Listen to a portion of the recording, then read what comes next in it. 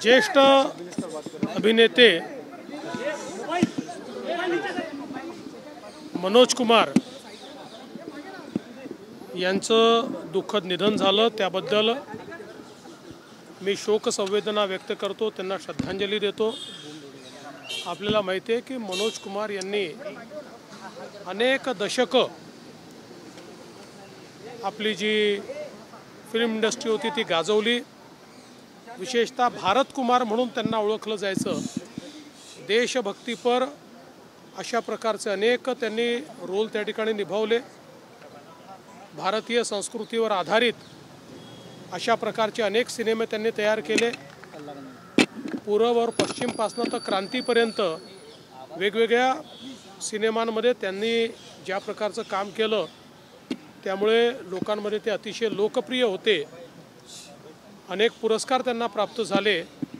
अशा प्रकारचा एक देशभक्त असा हा कलावंत, अतिशय गुणी कलावंत आपल्यातनं ते निघून गेले, त्याबद्दल मी शोक संवेदना व्यक्त करतो आणि त्यांना विनम्र श्रद्धांजली देतो। नांदेडच्या आसेगावमध्ये जी घटना घडली ती अतिशय दुर्दैवी आहे। त्या ठिकाणी विहिरीमध्ये ट्रॅक्टर पडून जी काही दुर्घटना झाली त्याच्यामध्ये ज्या लोकांचा मृत्यू झालेला आहे त्यांना शासनाच्या वतीनं 5 लाख रुपये अनुदान देण्याचं त्यांच्या परिवाराला हे आपण घोषित केलेलं आहे आणि या घटनेची संपूर्ण चौकशी करून अशा प्रकारचे अपघात होऊ नये या दृष्टीने जे करता येईल ते करण्याचे आदेश दिलेले आहेत। पुण्याच्या दीनानाथ मंगेशकर हॉस्पिटलमध्ये घडलेली घटना ही अतिशय दुर्दैवी आहे। कुठेतरी असंवेदनशीलतेचा परिचय या घटनेतनं आपल्याला पाहायला मिळतो आहे। खरं म्हणजे दीनानाथ मंगेशकर हे अतिशय रेप्युटेड अशा प्रकारचं हॉस्पिटल आहे आणि स्वतः लता दीदींनी त्या ठिकाणी पुढाकार घेऊन आणि मंगेशकर कुटुंबियांनी त्याच्या पाठीमागे सगळे आपले रिसोर्सेस उभे करून हे उभं केलं। पण ज्या प्रकारे तिथल्या काही डॉक्टर्सनी किंवा कर्मचाऱ्यांनी अतिशय असंवेदनशीलतेनं प्रसूतीला आलेल्या महिलेला त्या ठिकाणी ॲडमिट करून घेण्यास नकार दिला किंवा अधिकचे पैसे मागितले, अशा प्रकारचा जो विषय या ठिकाणी आलेला आहे। लोकांमध्ये अतिशय चीड या संपूर्ण प्रकरणाची आहे।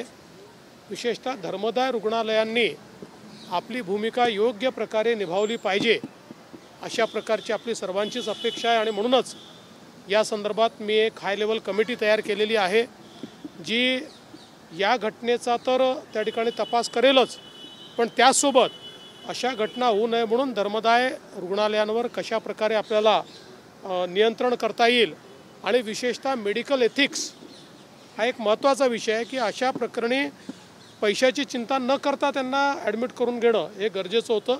त्यामुळे एथिक्सचं पालन होतं आहे की नाही या संदर्भात देखील आपण प्रयत्न करणार आहोत।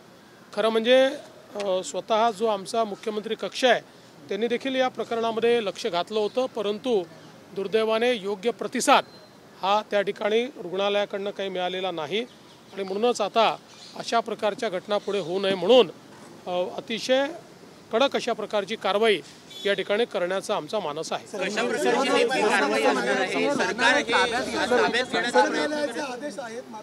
काय काय उच्च न्यायालयाचे आदेश असतानाही अशा प्रकारे रुग्णालय वागत आहेत। दुसरी महत्त्वाची गोष्ट, जो निधी असतो जो निर्धन रुग्णांच्या खात्यात जमा करत असतो त्याचीही पारदर्शकता अद्याप रुग्णालय देत नाहीत। अशा रुग्णालयांना काय करणार? आता असं आहे की आपण याच अधिवेशनामध्ये या संदर्भातला कायदा पारित केलेला आहे, कारण या सगळ्या रुग्णालयांनी अनेक रुग्णालयांनी अशा प्रकारे एक भूमिका मांडली होती की जो उच्च न्यायालयाचा आदेश आहे तो ज्यांनी अतिरिक्त फायदा घेतला त्यांनाच आहे आणि आम्हाला तो आदेश नाही आहे आणि म्हणून आपण त्या संदर्भातली स्कीम तयार केली आणि आत्ता जे अधिवेशन आपलं झालं या अधिवेशनामध्ये कायद्याने आता हे अधिकार आपण त्या ठिकाणी धर्मदाय या संस्थेकडे घेतलेले आहेत।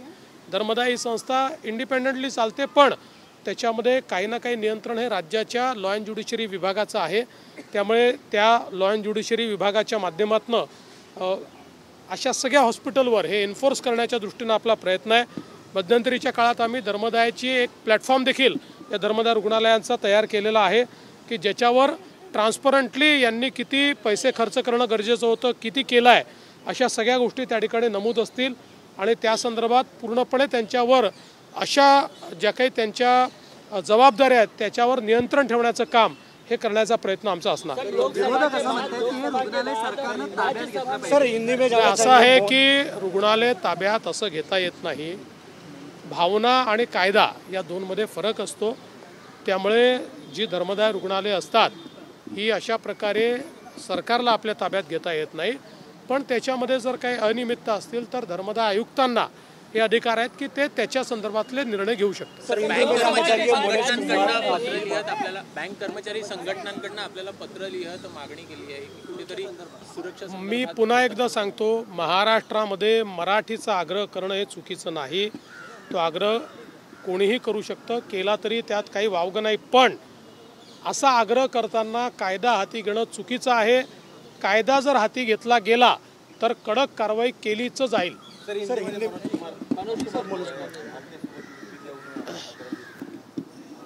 मनोज कुमार जी एक बहुत ही ज्येष्ठ इस प्रकार के कलाकार थे। कई दशकों तक उनका जादू लोगों के मन पर रहा, हमारे फिल्म इंडस्ट्री में रहा। उनको भारत कुमार के नाम से भी जाना गया। देशभक्ति की फिल्में, भारतीय संस्कृति और भारतीय परंपरा पर आधारित फिल्में, पूरब और पश्चिम जैसे फिल्म हो, क्रांति जैसी फिल्म हो, ऐसी कई फिल्में कि जिनके माध्यम से उन्होंने एक अलख जगाने का काम किया। और मैं ऐसा मानता हूँ कि लोगों में ये बहुत पॉपुलर थे, अपने मूल्यों पर चलने वाले ऐसे व्यक्ति थे। इसलिए इस प्रकार के एक बहुत ही ज्येष्ठ कलाकार का हमारे बीच से गुजर जाना ये बहुत ही दुखद है। मैं उन्हें विनम्र श्रद्धांजलि अर्पण करता हूँ। सर, पुणे वाले मामले में लेकर आपने क्या समिति गठित की है? गरीब जो मुस्लिम समाज है उसके उत्थान के लिए ये कितना जो है लाभकारी आने वाले दिनों में साबित होगा? सर, इससे जोड़कर एक सवाल है कि पूरे देश भर में कई सारे ऐसे संगठन हैं जो रास्ते पर उतरने की धमकी दे रहे हैं, लोगों को बरगला रहे हैं और लॉ एंड ऑर्डर ना बिगड़े, इसलिए भी महाराष्ट्र सरकार क्या अलर्ट पर है? क्या मैं ऐसा मानता हूँ कि ये जो वक्फ का बिल आया है ये भारत के संविधान में जो हमने कहा है कि भारत एक सेक्युलर डेमोक्रेटिक रिपब्लिक है, उसके स्पिरिट को एक प्रकार से डिफाइन करने वाला इस प्रकार का ये बिल है। अभी तक जो वक्फ का बिल या जो कानून था वो कानून केवल तुष्टीकरण की नीति के लिए बनाया गया था। उस कानून से न माइनॉरिटीज़ को फ़ायदा हुआ, न उस कानून से कोई वक्फ के माध्यम से बहुत चैरिटी का काम हुआ। उल्टा किसी भी ज़मीन पर कब्जा करना और उन ज़मीनों को हथियाना। हम जानते हैं कांग्रेस की जब सरकार महाराष्ट्र में थी तो सबसे बड़ा वक्फ ज़मीन का घोटाला कांग्रेस की सरकार ने किया था और उसका हमने उसकी इंक्वायरी भी की थी। तो अब वक्फ के नए कानून से बड़े पैमाने पर ट्रांसपेरेंसी आएगी और वक्फ के माध्यम से जो आम मुसलमान जो हमारा भाई है, हमारी बहन है, उसके जीवन में परिवर्तन लाने वाली चीज़ें या उस प्रकार के कार्य इसके माध्यम से होंगे।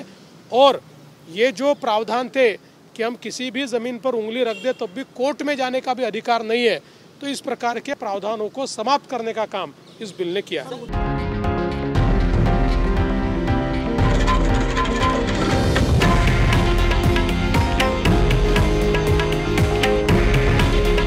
हे आहे देशातील नंबर 1 न्यूज नेटवर्क आणि आपण पाहत आहात TV9 मराठी।